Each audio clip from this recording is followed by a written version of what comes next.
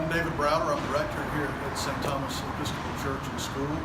And I'm here in the place of the iconic photograph iconic for us, that you saw last year, which was the flood. The floods, how far it reached up here, and you can actually see how some of this wood is still faded. And it's just a reminder every day of what we experienced.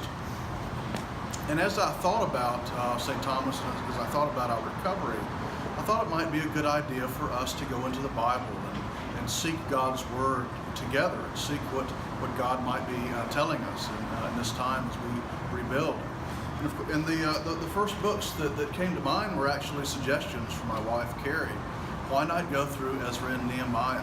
Ezra and Nehemiah. Well, many of you may not have read Ezra and Nehemiah, so they're not widely read, but they're important books. They're important books in that they document and they chronicle the return of the people of Israel to their land from exile. So what happened? Many of you know that there's a united kingdom in Israel under David and under Solomon. That kingdom split into a northern and southern kingdom. And as the kings went by and as generations went by, they progressively got worse. And first the northern kingdom was exiled, and then the southern kingdom was exiled by the great power of Babylon. And after Babylon sort of rose to its zenith, Persia comes to the fore in the person of Cyrus the Great. And Cyrus the Great takes over the empire that the Babylonians previously held. And he is the most powerful man in the Near East at this point. And one of the things that he decided to do was to send back all the exiles of all the different peoples that Babylon had conquered, and have them set up their religious temples and images and laws and systems, so that they would jointly sort of pray for him, because he was one might call him a superstitious man, a religious man. He was a polytheist, believed in many gods, and he believed he owed all the gods of the different peoples some sort of tribute because of the great empire that he had. Of course, we're now here in the Lower School Parkway hallway, the A and B hallway. This will soon come down and be replaced, but you can see the Harvey signifier here, how high it got here. I remember when I was first coming in, I think it was the 28th or so, and saw the water here in my boots, and it was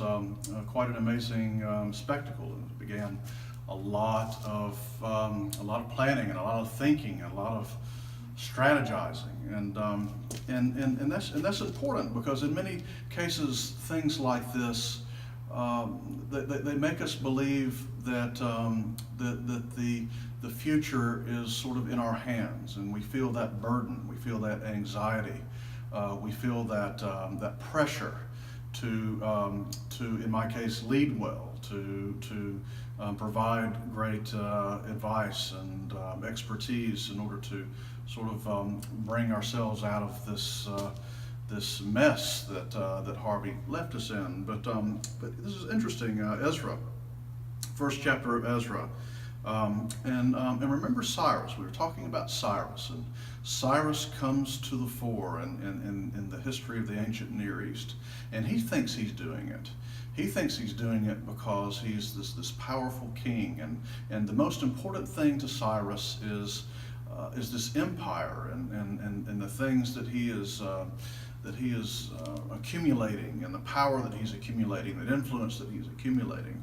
But the Bible really says, what is the main contribution of Cyrus? Well, the main contribution of Cyrus was to let the Israelite exiles go, and to allow them to build their temple and to build the walls, like in the book of Nehemiah that we'll look at.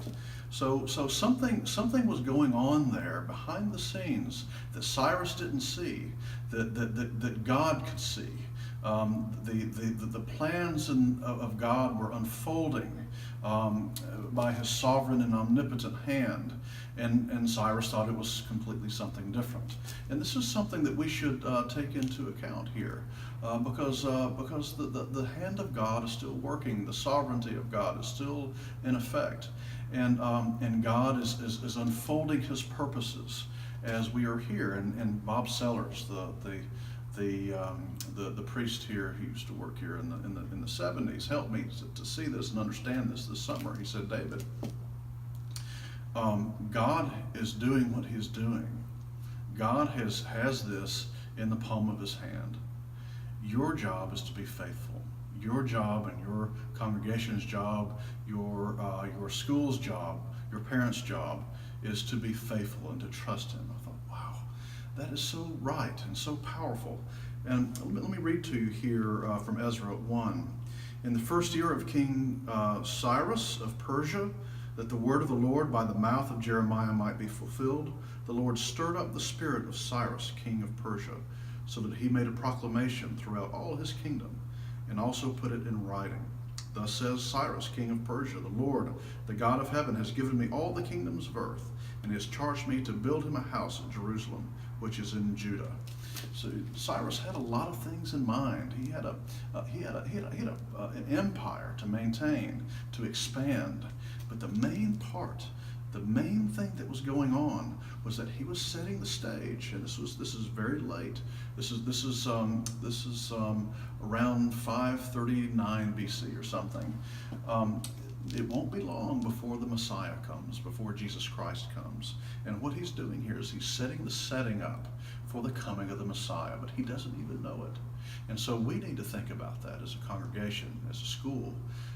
There is a design of God happening. Something is happening. God is working at St. Thomas. And our job is to seek His face, to seek His word, to be faithful and to trust Him in what we're doing. And so that's what I wanted to share with you. We're going to go through this book together over the course of the year. I hope you enjoy these little videos. We'll be in different places, maybe around the neighborhood. So until then, God bless you, and have a good day.